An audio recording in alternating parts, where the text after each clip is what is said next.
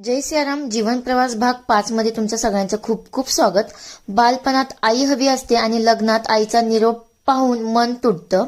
तर आज आम्ही सगळे एका फंक्शनसाठी निघालो आहोत। तर ते नक्की कोणतं फंक्शन आहे हे मी पुढे तुम्हाला सांगेन, पण त्याआधी माझ्या आयुष्यातला एक महत्त्वाचा भाग तुमच्याशी शेअर करावासा वाटला।